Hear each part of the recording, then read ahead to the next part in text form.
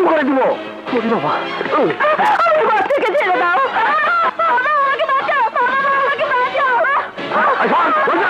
ভাই আমি কি করে?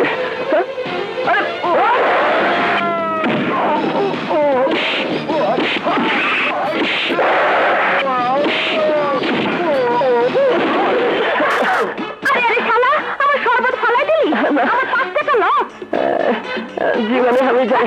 আরে ওই বেটা কই যাস? আমার টাকা দিয়া যা। শরবত কি তোর বাড়ি থেকে লই আইছি? না জলদি দে, শরবতের দাম 5 টাকা, নইলে তোরে আমি ফাটাফাটি করে দিব।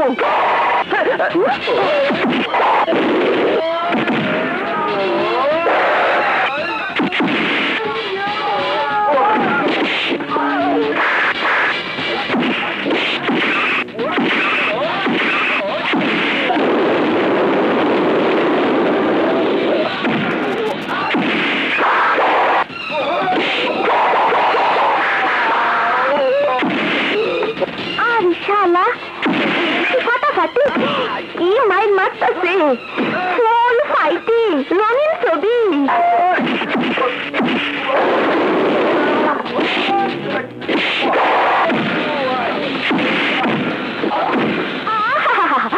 জব্বর ঘুষা মারছে।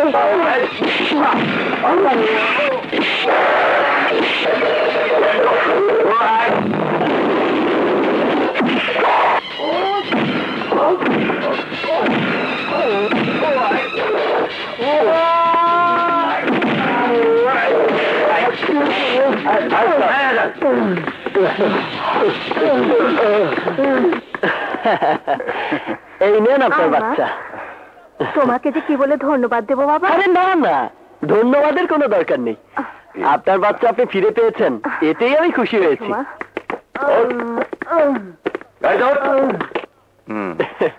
এই যে ভাই, আমাকে পিঠা দেন, পিঠা খাবো। 2 টাকার পিঠা না 5 টাকার পিঠা? 2 টাকা 5 টাকা ঠিক বুঝলাম না ভাই। ছোট বাড়ি 2 টাকা, বড় বাড়ি 5 টাকা, একদম কম হইব না? পিঠা খেলে আবার দাম দিতে হবে? খাইছে আমারে, এ কোন বেহেস্ত থেকে আইছে? আরে মাল খাবেন, টাকা দিবেন না? ঠিক আছে ভাই, এক গ্লাস পানি দেবেন? কাল্লু, 1 গ্লাস পানি দিয়ে বিদায় কর।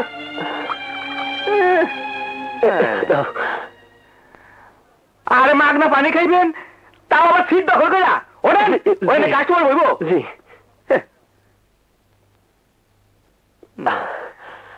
আপনাকে অনেক ধন্যবাদ। পুরান পাগলে ভাত পায় না, না পাগলের আমদানি। যত সব খেত এসে ঢাকা শহর ভরে লেছে। নয়া আমদানি মনে হইতেছে। বাবা কত সুন্দর গাড়ি।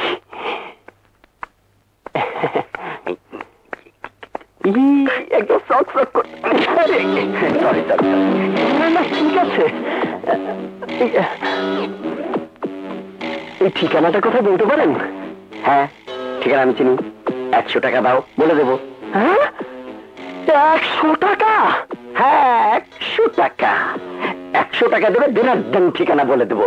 আর যদি না দাও, মাইলের পর মাইল, ঘন্টার পর ঘন্টা, মাসের পর মাস চক্র চক্র চক্রের উপর থাকবে।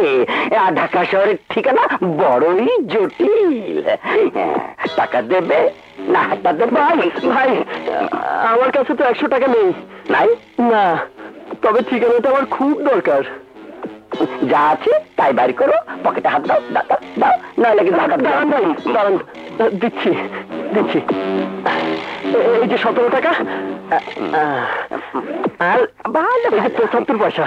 মাগনা কাম আমি করি না। মাগনা কাম করলে দাম থাকে না। ওই যে দেখতেছে 24 তলা বিল্ডিং, তারই 8 তলায় চৌধুরী অ্যান্ড কোম্পানি। সোজা চলে যাও। আপনি বসেন, আমি গিয়ে বলে আসি। ও, কি নাম আপনার? আরে না, তোমাকে যেতে হবে না। আমি আপনাকে বিনা অনুমতিতে ভেতরে যেতে দেব না। দেখো, তাহলে আমি কিন্তু রাগ করব। আর রাগ করে ওনাকে গিয়ে বললে উনি কিন্তু তোমার চাকরি নট করে দেবে। তখন তোমাকে কিন্তু ছেলে মেয়ে নিয়ে না খেয়ে রাস্তায় পড়ে থাকতে হবে। তোমার খুব কষ্ট হবে, তোমার জীবন চলবে না, অভাব এসে পড়বে, না খেয়ে মরবে। না না, আমি না খেয়ে মরতে পারবো না। আমার 2 স্ত্রী আর 6 ছেলে মেয়ে আছে। আপনি যান, ভিতরে যান। ধন্যবাদ। আল্লাহ, তুমি আমাকে আমার চাকরিকে রক্ষা করো।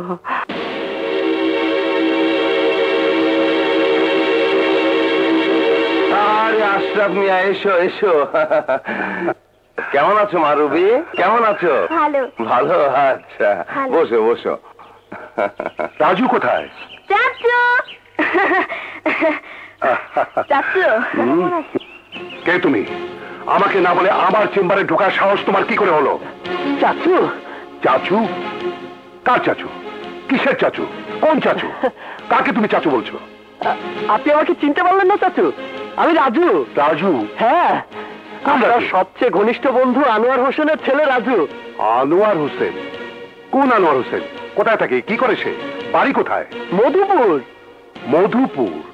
ও হ্যাঁ হ্যাঁ, সেটা অনেকদিন আগের কথা, 10-15 বছর হবে। সে আনোয়ার হোসেন তো কবে মরে শেষ হয়ে গেছে। তা তুমি এখানে কি করতে এসছো? মা একটা চিঠি দিয়েছে আপনাকে। চিঠি পড়ার মতো সময় আমার নেই। তোমার কি বলার মুখে বলো, আর না হলে আমি একটা চাকরির আশায় এসেছিলাম চাচু। দ্বিতীয়বার তোমার মুখ থেকে ওই চাচু শব্দটি আমি শুনতে চাই না। আর চাকরি আমার এখানে, চাকরি করতে যে যোগ্যতা লাগে সেই যোগ্যতার কিছুই তোমার নেই।